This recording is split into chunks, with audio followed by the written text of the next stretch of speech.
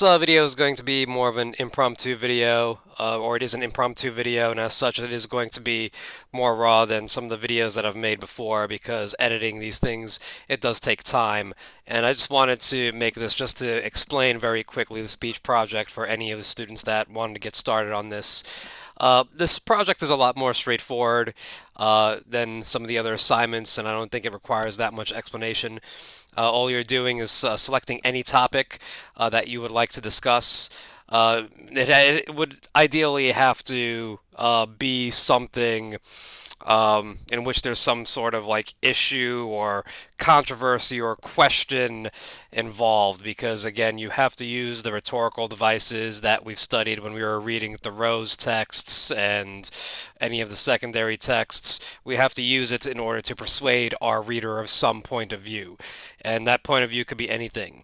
So, and this is also going to be an excellent opportunity for you to maybe even do some research into some of the things that some of the professional fields that you might be interested in. Say, for instance, like if you're interested in cosmetology or culinary, you might have to create an advertisement to convince somebody to shop at your restaurant or patronize your particular business. So the speech project doesn't necessarily have to be a speech.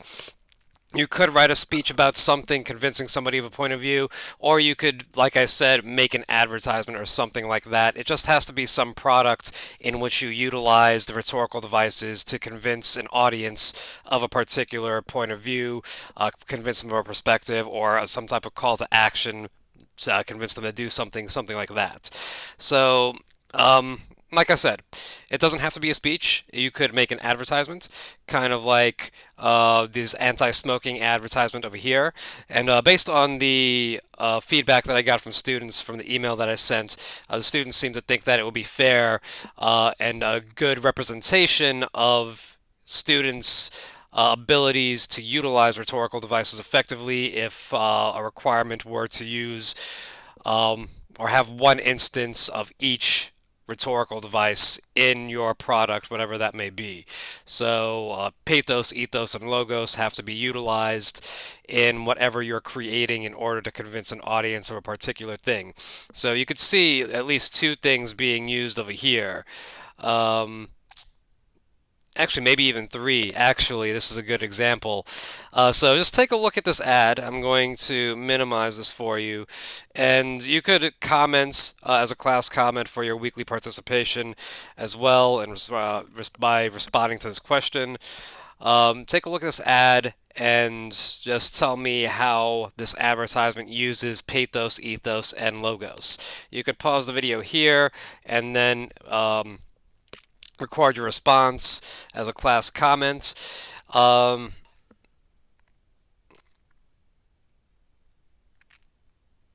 don't just identify the rhetorical devices, explain how they're used as well. So I'll pause for a little bit so that you have time to type out your answer, but like I said, you can just pause the video here, and then I'll give you my take on this.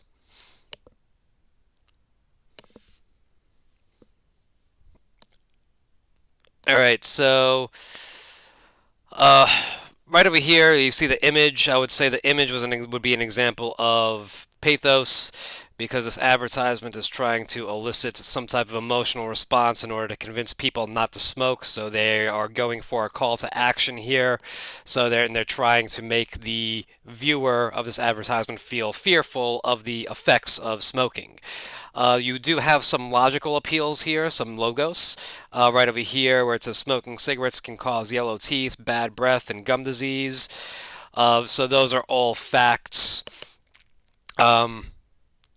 that are being given in order to persuade. And remember, if you're using logos, you need to have a logical argument by presenting facts, and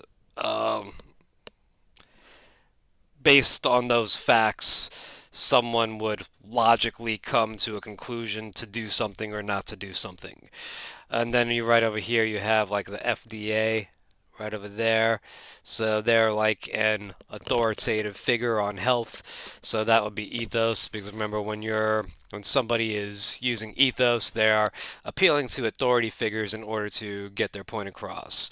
And the FDA would be a an authoritative figure on anything health related. So you could do it this way. You could create an advertisement like this, like kind of something that you would see on a billboard, or you could create a trailer. That's another thing you could do. So I have this, this Gillette trailer that was in rotation a few years ago. We could watch a bit of this and see how maybe this Gillette trailer uses my cited specifically ethos and pathos in order to convince people to buy their products. So I'll just play that for you. You could also leave as a comment an analysis as to how pathos and ethos are used. I'm going to go ahead and play that right now.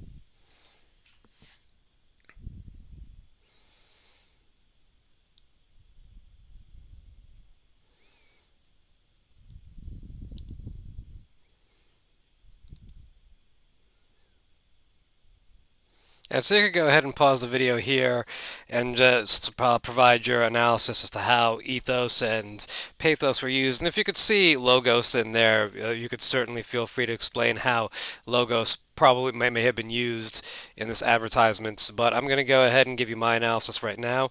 I would say ethos because, again, if you're using ethos, you're establishing yourself or someone or referring to someone who's an authority figure, or you're establishing yourself as an authority figure to speak on a certain matter. Gillette, I would say, was using ethos here because they are sort of positioning themselves where they have like this moral high ground. So it's like, oh, like we're a good virtuous company, so you should buy our product because of how virtuous we are. And I would also say like pathos as well, because it would almost seem as though because they're positioning themselves as this good, virtuous company, and that's why you should buy their products, is sort of implying that if you don't buy their products, you yourself are not a good, virtuous person. So they're trying to guilt trip you, feel the emotion of guilt, into so that you would buy their product. So yeah, like I said, they would be guilt tripping you into buying their product.